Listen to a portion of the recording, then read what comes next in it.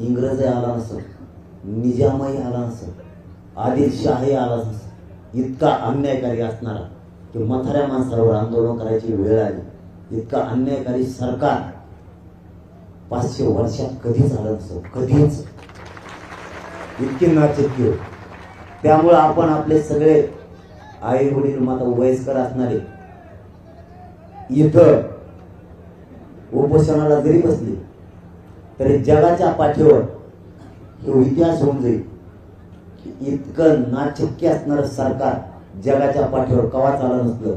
कारण त्यांच्या आईबापांच्या वयातले लोक लेकरांच्या आक्रोशासाठी, वेदनासाठी, न्यायासाठी एकत्र येऊन बसले.